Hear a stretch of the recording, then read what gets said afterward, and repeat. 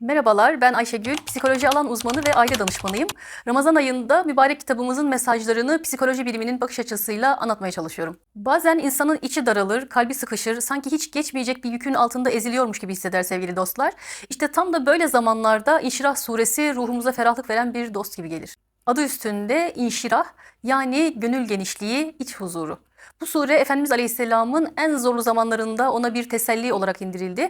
Ama aslında hepimiz için bir umut ışığı taşıyor. Çünkü bize diyor ki her zorlukla birlikte bir kolaylık vardır.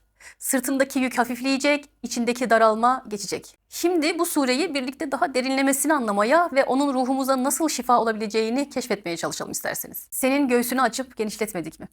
Bunu duyunca içimizi bir ferahlık kaplıyor değil mi?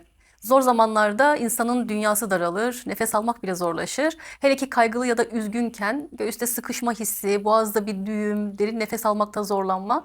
Bunların hepsi psikolojik baskıların fiziksel yansımaları. Ama Rabbimiz burada ne diyor? Senin göğsünü genişletmedik mi? Yani içini açmadık mı? Ferahlatmadık mı? Bu aslında bize şu mesajı veriyor. Sıkışmış hissettiğinde o halin içinde boğulmayacaksın. Her zorlukta içini genişletecek bir çıkış kapısı var.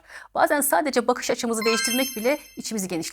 Psikolojide buna bilişsel esneklik diyoruz. Yani olaylara farklı açılardan bakabilmek, düşünce kalıplarımızı sıkışıklık hissinden özgürleştirmek.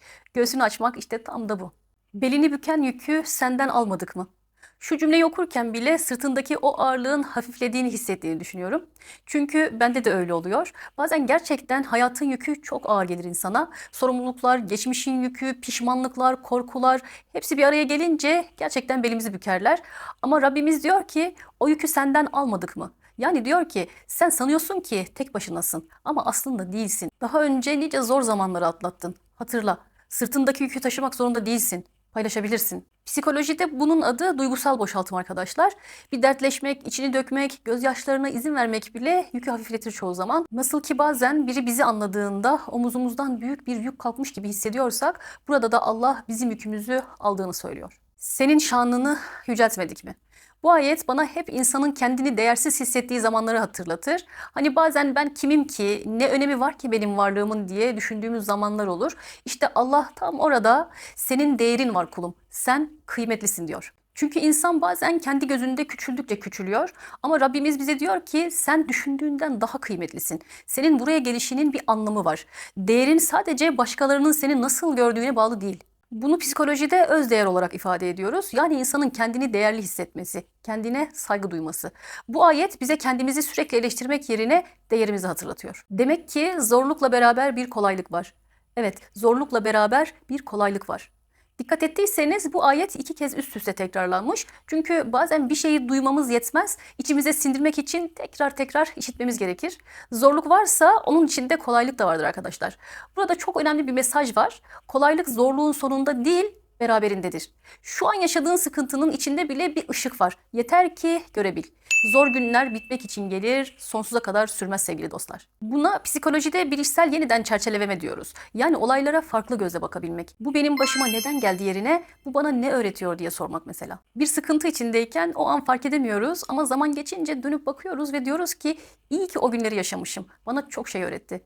İşte bu ayet bize şimdiden söylüyor. O kolaylık yakında, hatta şu an bile yanında. Öyleyse boş kaldığında hemen başka bir işe koyup. Bu ayeti okuduğumda hep şunu hissediyorum. Durgunluk en büyük sıkıntıdır dostlar. İnsan zihni boş kaldığında, hele ki sıkıntılıyken hemen karamsar düşüncelere kayıverir. Allah burada çok önemli bir psikolojik reçete veriyor. Boş kalma, bir işle meşgul ol. Çünkü insan bir işle meşgul olduğunda daha az kaygı hisseder. Zihin boş kaldığında geçmişe takılır, geleceğe kaygılanır. Ama elin ve zihnin bir işle meşgulken o anı yaşarsın. Bu yüzden psikolojik sağlık için hobiler edinmek, üretmek ve aktif olmak gerçekten çok önemli.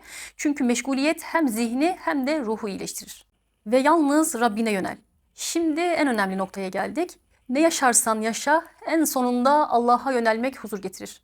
Çünkü insan bazen her şeyi deniyor ama yine de içindeki boşluğu dolduramıyor. İşte burada Allah bize diyor ki her şey gelip geçici ama senin iç huzurun Allah'ta. Kaygı, stres, korku hepsi dünyaya ait şeyler ama senin ruhun sonsuz bir huzuru arıyor.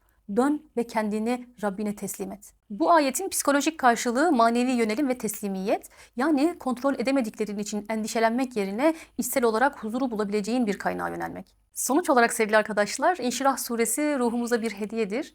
Bu sureyi her okuduğumuzda içimizde bir ferahlık hissediyoruz. Çünkü bize zorlukların içinde bile genişleme ve rahatlama olduğunu, hayatın yükünü tek başımıza taşımamız gerekmediğini, kendimizi değersiz hissettiğimizde bile aslında kıymetli olduğumuzu, her zorluğun yanında bir kolaylık olduğunu, boş durmak yerine üretken olmanın ruhumuzu iyileştirdiğini ve en sonunda da tüm sıkıntılarımızla Allah'a Bay yönelmenin bay. huzur getireceğini hatırlatıyor.